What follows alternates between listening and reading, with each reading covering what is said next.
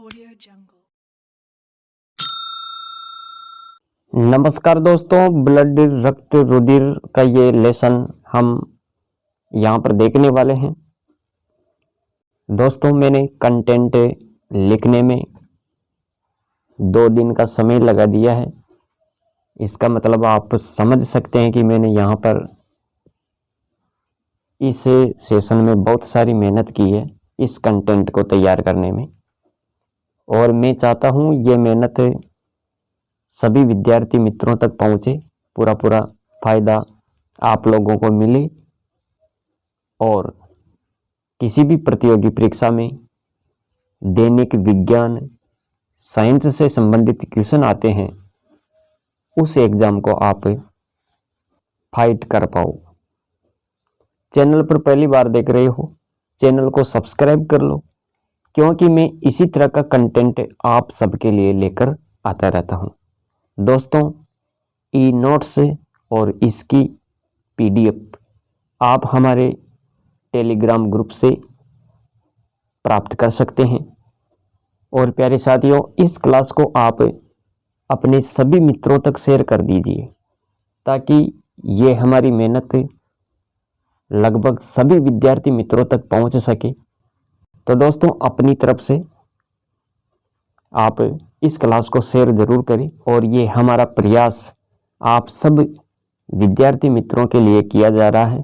अगर मैं कंटेंट आप लोगों के लिए बना रहा हूं, तो आपका भी फर्ज बनता है कि आप भी क्लास को शेयर करके हमें सने सहयोग प्रदान करें। तो दोस्तों, अब ज़्यादा टाइम खर्च नहीं करेंगे और सेशन को शुरू करते हैं। यहाँ पर देखिए, ब्लड को क्या बोलते हैं? ब्लड को क्या बोलते हैं? ब्लड को रक्त, रुधिर और खून, इन नामों से जाना जाता है। और कंप्लीट वीडियो हम यहाँ पर देखने वाले हैं। ब्लड से संबंधित पूरे फैक्ट मैंने यहाँ पर ऐड कर दिए हैं। दोस्तों, रक्त की परिभाषा देखो। यहाँ पर रक्त क्या है? रक्त कहते किसे हैं? तो यहाँ पर देखिए, रक्त यह एक तरल संयोजी ऊतक है। रक्त क्या है? तरल संयोजी ऊतक। रक्त हल्का क्षारीय होता है। इसमें विभिन्न प्रकार की रक्त कोशिकाएं होती है। देखो, यहाँ पर याद रखें, रक्त कोशिकाएं रक्त कणिकाएं भी बोल सकते हैं, और इंग्लिश में ब्लड सेल्स। रक्त का निर्माण अस्थि मज्जा, बोन मेरो, याद रखें, बोन मेरो। रक्त का निर्माण कहाँ पर होता है? अस्थि मज्जा में होता है। दोस्तों, ये बोन मेरो क्या है, इसके बारे में देखो। ये मैंने यहाँ पर इसका डायग्राम चित्र ऐड कर दिया है। तो यहाँ पर देखिए, ये है बोन मेरो। बोन मेरो कहाँ पर लिखा हुआ दिखाई दे रहा है? ये रहा। तो यही है बोन मेरो, याद रखें। और बात करें दोस्तों रेड ब्लड सेल्स की, ये लाल रक्त कणिकाएं हैं, जिसे आप आरबीसी बोलते हैं। और ये वाली क्या है फिर? White blood cells. इसे सफेद रक्त कोशिका बोलते हैं। सफेद रक्त कोशिकाएं। और ये क्या है? प्लेटलेट्स। ये आपको याद रखना है। रक्त का अध्ययन क्या कहलाता है? तो याद रखें, रक्त का अध्ययन हेमेटोलॉजी कहलाता है। हेमेटोलॉजी। और रक्त का पीएच मान 7.4। पीएच पैमाना किसने दिया? सोरेनसन। पीएच पैमाना किसने दिया? सोरेनसन, याद रखें, व्यक्ति का नाम है ये। और शरीर के भार का लगभग 8% रक्त होना चाहिए। हमारे शरीर में हमारे भार का, हमारे वजन का 8% रक्त होना चाहिए। और रक्त शुद्धिकरण का कार्य कौन करता है? किडनी। रक्त शुद्धिकरण का कार्य किडनी करती है और रक्त को पंप करने का कार्य हृदय करता है, हार्ट। तो फिर फेफड़े क्या काम करते हैं? तो दोस्तों याद रखें, फेफड़ों का कार्य है रक्त में ऑक्सीजन मिलाना या ऑक्सीजन देना, पहुंचाना, ये इनका कार्य है। अब यहाँ पर देखने वाले हैं हम, रक्त को दो भागों में विभक्त किया जाता है। रक्त को हम दो भागों में पढ़ते हैं। तरल पदार्थ वाला जो है उसे प्लाज्मा कहते हैं, और दूसरा घटित तत्व जिनमें आरबीसी, डब्ल्यूबीसी और प्लेटलेट्स पाई जाती है। तो अब इनको हम विस्तार से पढ़ेंगे। यहाँ पर रक्त को दो भागों में बांटा गया है, एक तो प्लाज्मा और दूसरा घटित तत्व, रक्त कणिकाएं। दोस्तों एक बार आप इस डायग्राम को देखें। रक्त को दो भागों में बांटा गया है, पहला भाग है प्लाज्मा और दूसरा भाग ये क्या है? घटित तत्व, या फिर याद रखें रक्त कणिकाएं, रक्त कोशिकाएं, जिसके अंतर्गत आरबीसी, डब्ल्यूबीसी और प्लेटलेट्स पाई जाती है। यहाँ पर आपको शायद ही समझ में आए, लेकिन हम लिखा हुआ कंटेंट पढ़ते हैं। सबसे पहले बात करते हैं प्लाज्मा की। प्लाज्मा एक रक्त का तरल भाग होता है जिसे हम प्लाज्मा कहते हैं, और इसका भाग याद रखें 55%,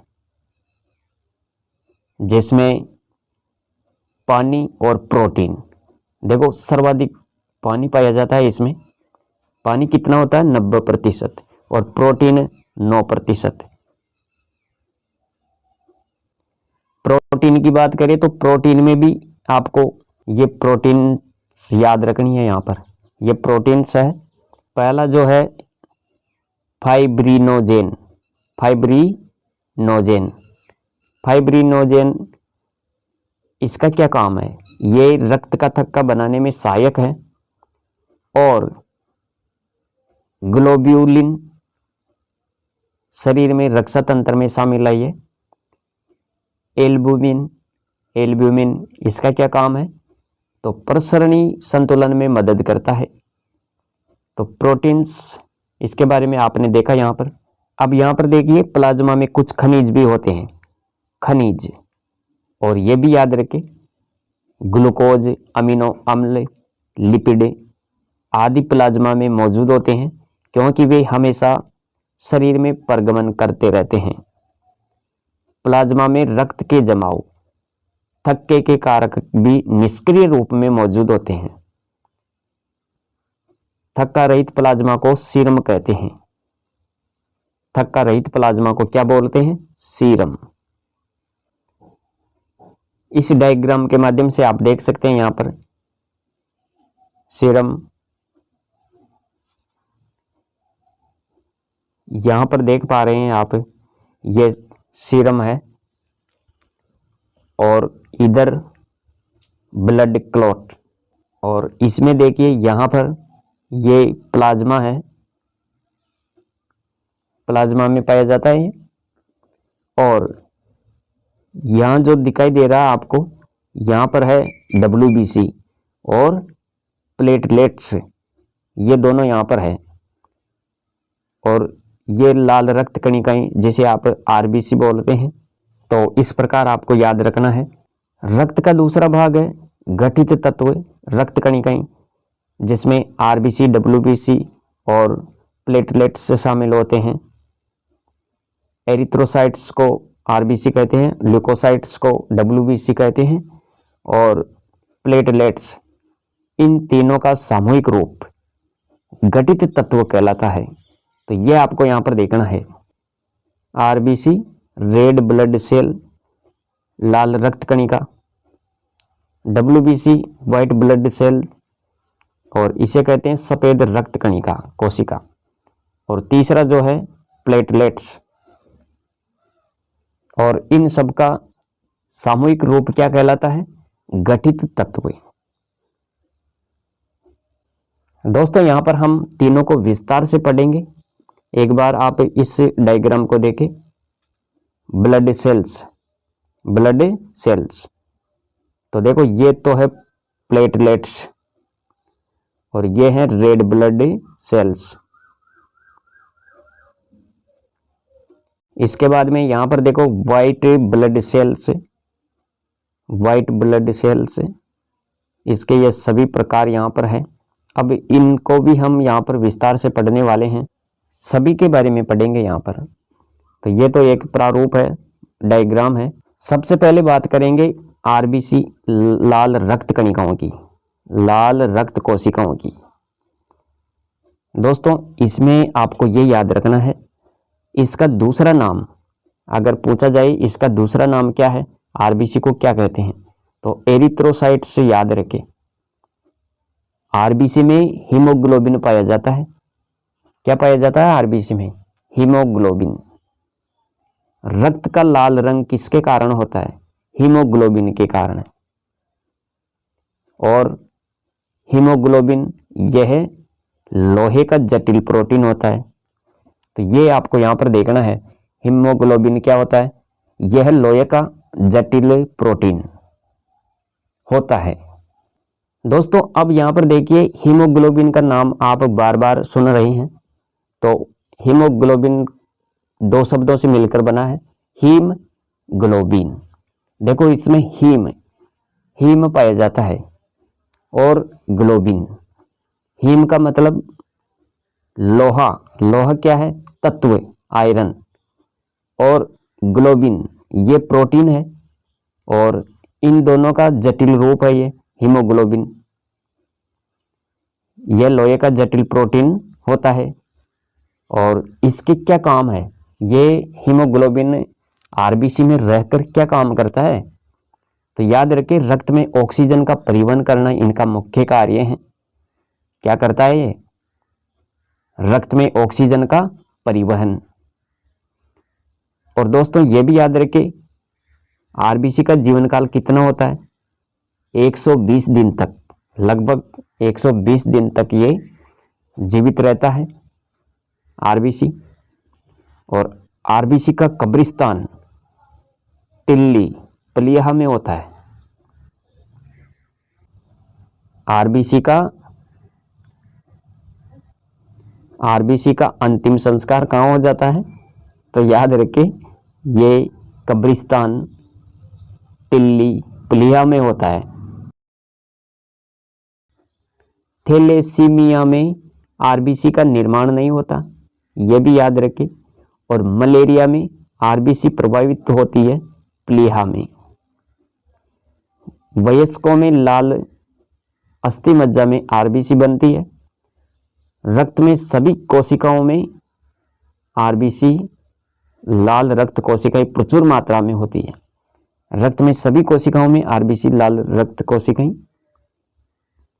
प्रचुर मात्रा में होती है। और याद रखें, एक स्वस्थ वयस्क व्यक्ति के रक्त में औसतन 5 मिलियन से 5.5 मिलियन तक होती है।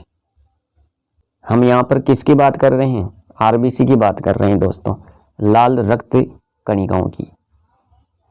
एक स्वस्थ वयस्क व्यक्ति के रक्त में ये कहाँ तक हो सकती है? औसतन याद रखें 5 मिलियन से लेकर 5.5 मिलियन। अब यहाँ पर आपको देखना है, अधिकांशतः स्तनधारियों में आरबीसी केंद्रक विहीन होते हैं और आकार में उभयाउत्तल होते हैं। तो ये भी आपको यहाँ पर याद रखना है, अधिकांश स्तनधारियों में आरबीसी केंद्रक विहीन होते हैं। और दोस्तों आप यहाँ पर देख पा रहे हैं, ये डब्ल्यूबीसी है, इसको भी 2 भागों में बांटा गया है। कितने भागों में? 2 भागों में। आप देख पा रहे हैं यहाँ पर ये नाम लिखा हुआ है, ग्रेनुलोसाइट्स, और दूसरा है एग्रानुलोसाइट्स। और इनको भी अलग अलग भागों में बांटा गया है। कहने का मतलब, ये जो डब्ल्यूबीसी है इसकी 2 कैटेगरियां हैं, 2 श्रेणियां, 2 मुख्य श्रेणी है ये। पहली श्रेणी है ग्रेनुलोसाइट्स और दूसरी श्रेणी है एग्रानुलोसाइट्स। इनको भी अलग अलग भागों में विभाजित किया जाता है। इन सब को हम विस्तार से पढ़ेंगे दोस्तों। यहां पर आप डायग्राम के माध्यम से इसका प्रारूप देख सकते हैं। WBC सफेद रक्त कणिकाएं, और इसका जो दूसरा नाम है, ये दूसरा नाम क्या है? ल्यूकोसाइट्स। इसको ल्यूकोसाइट्स बोलते हैं। और इसमें हीमोग्लोबिन की कमी पाई जाती है। हीमोग्लोबिन नहीं होने का कारण इसका रंग कैसा होता है?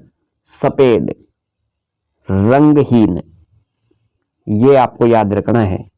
WBC के अंतर्गत हीमोग्लोबिन नहीं आती है, कमी पाई जाती है इसकी, इसलिए यह सफेद होती है, रंगहीन होती है। और WBC की दो श्रेणियां हैं, सफेद रक्त कोशिकाओं की दो श्रेणियां। कौन कौन सी है? अभी हमने डायग्राम में देखा। क्या देखा डायग्राम में? पहला देखा था ग्रेनुलोसाइट्स और दूसरा एग्रानुलोसाइट्स। इन दोनों को विस्तार से पढ़ेंगे। यहाँ पर दोनों श्रेणियों को, WBC की ये दोनों कैटेगरी है। पहली कैटेगरी ग्रेनुलोसाइट्स, और इसमें न्यूट्रोफिल, इओसिनोफिल्स और तीसरा जो है बेसोफिल पाया जाता है। न्यूट्रोफिल की बात करें, WBC में प्रचुर मात्रा में होता है ये। और क्या याद रखे? अरे याद रखे, इओसिनोफिल्स, इसमें इसका भाग पाया जाता है 23%। बेसोफिल ये 0.51%। इसी प्रकार दूसरी कैटेगरी में आपको देखना है एग्रानुलोसाइट्स। इसकी बात करें तो दोस्तों देखो, यहाँ पर इसमें दो प्रकार के नाम आपको देखने को मिलेंगे। पहला है लिम्फोसाइट्स और दूसरा मोनोसाइट्स। ग्रेनुलोसाइट्स की बात करें तो दोस्तों यहाँ पर विस्तार से मैंने लिखा है, तो देखो न्यूट्रोफिल और मोनोसाइट्स 68%। फॉगोसाइट कोशिकाएं हैं जो शरीर में प्रवेश करने वाले बाहरी जीवों को नष्ट करने का काम करती है। ये न्यूट्रोफिल और मोनोसाइट्स, ये कोशिकाएं हमारे शरीर में प्रवेश करने वाले बाहरी जीवों को नष्ट करने का काम करती है। और दूसरे में याद रखना यहाँ पर बेसोफिल, ये बेसोफिल हिस्टामाइन, सेरोटोनिन, हेपरिन आदि का स्राव करते हैं और उत्तेजक प्रतिक्रियाओं में शामिल होते हैं। इओसिनोफिल की बात करें तो ये 23% और संक्रमण का विरोध करते हैं, एलर्जी प्रतिक्रियाओं से भी जुड़े होते हैं। और दोस्तों ये तो थी पहली कैटेगरी WBC की। अब दूसरी कैटेगरी में देखते हैं हम एग्रानुलोसाइट्स। ये दूसरी कैटेगरी है और इसमें क्या होता है? इसमें लिम्फोसाइट्स, ये दो प्रकार के होते हैं। कितने प्रकार के होते हैं? दो प्रकार के, B और T। ये दो लिम्फोसाइट्स है, लिम्फोसाइट्स। और इनके कार्य क्या हैं? तो यहाँ पर देखिए इनके कार्य हैं, ये दोनों लिम्फोसाइट्स के प्रकार शरीर में प्रतिरक्षा प्रतिक्रियाओं के लिए जिम्मेदार हैं। तो ये इनके कार्य हैं जो आपको याद रखना है। अब दोस्तों बात करते हैं गठित तत्वों में जो तीसरा था। क्या था तीसरा? प्लेटलेट्स।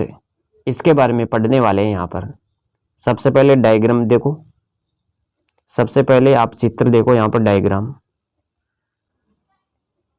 ये प्लेटलेट्स डायग्राम है।